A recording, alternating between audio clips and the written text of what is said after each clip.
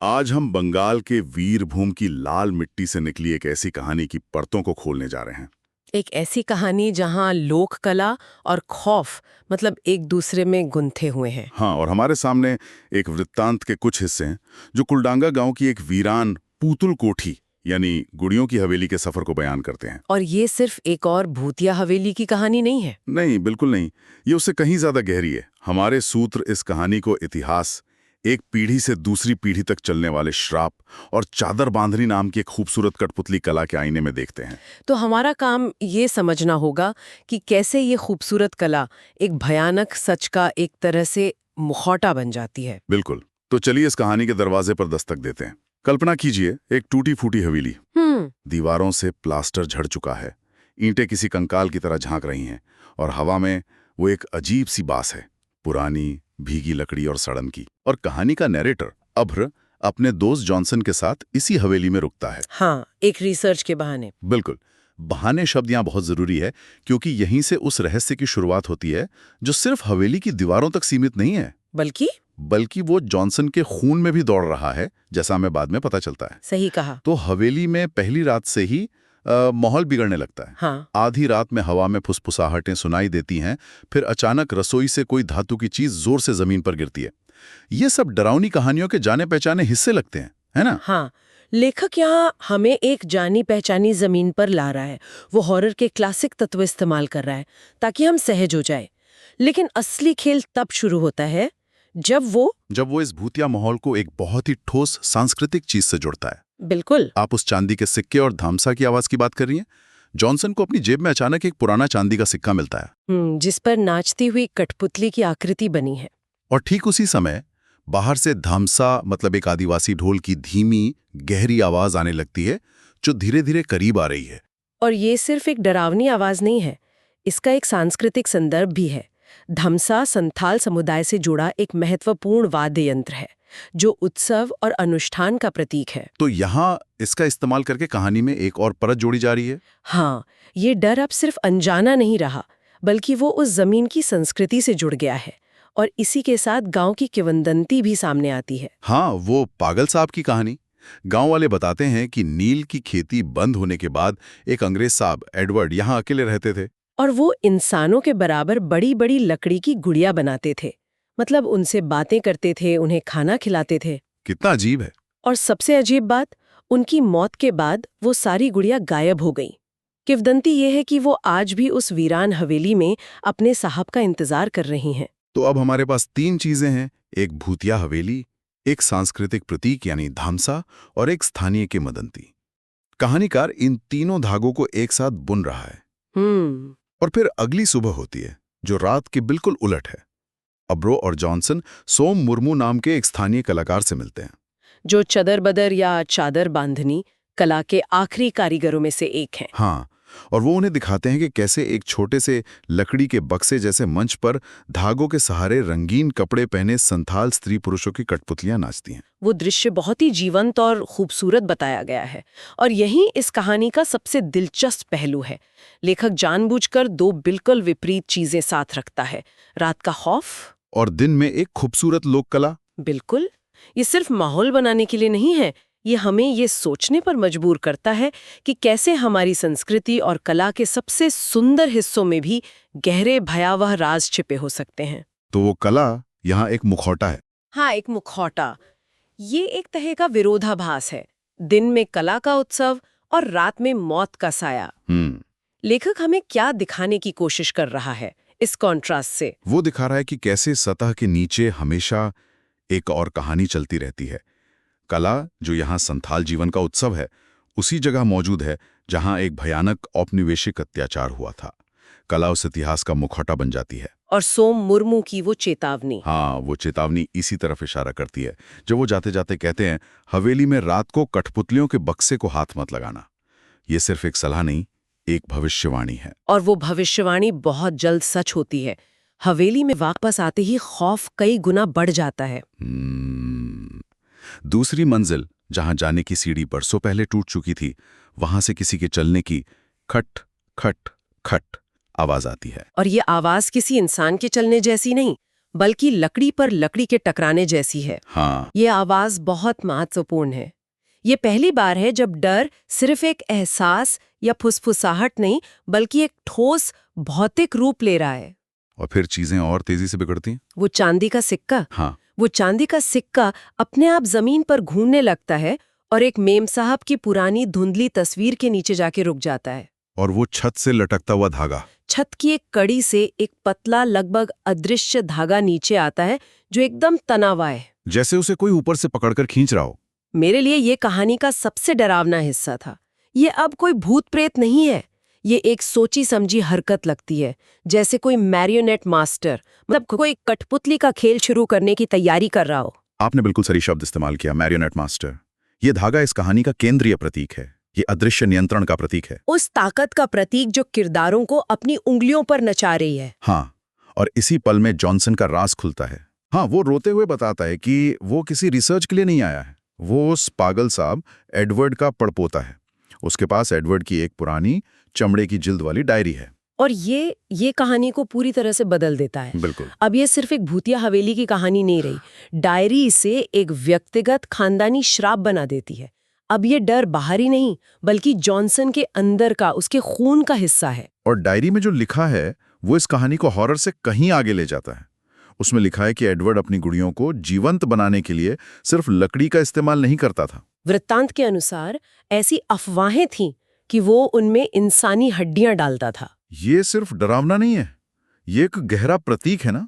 हाँ, ये शोषण की पराकाष्ठा है।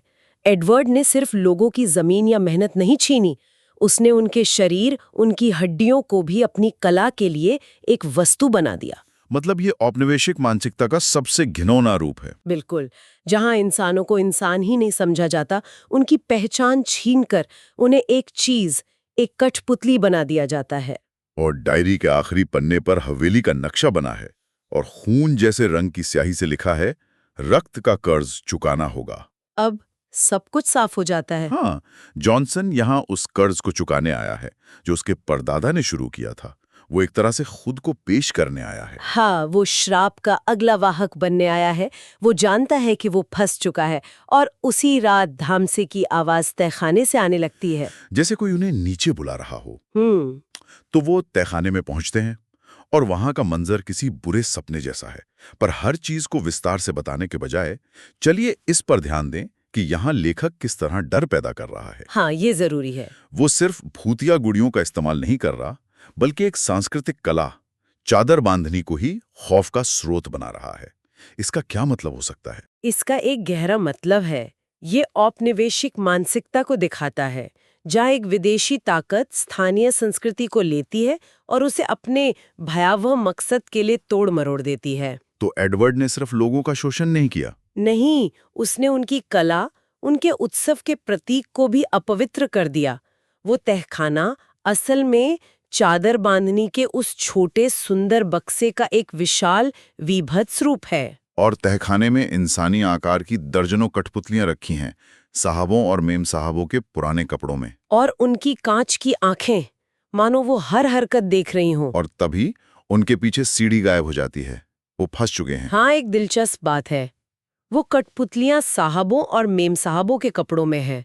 शायद ये वो लोग हैं जो एडवर्ड के बाद इस श्राप का हिस्सा बने। और अब जॉनसन की बारी है। हाँ, कमरे के बीच में एक बड़ा सा बक्सा रखा है और जब जॉनसन उसे खोलता है, उसमें से एक लकड़ी का विभत्स चेहरा बाहर आता है, जिसके होठों पर सिर्फ एक खौफनाक मुस्कान खुद ही है। और यहीं से जॉनसन का भयावह रूपांतरण शुरू होता है। उसके मुंह से लकड़ी का बुरादा निकलने लगता है, उसकी हड्डियां टूटने की मड़मड़ आवाज आती है और उसकी चमड़ी लकड़ी जैसी सख्त होने लगती है। ये परिवर्तन सिर्फ शारीरिक नहीं है, ये उसकी पहचान का मिटना है।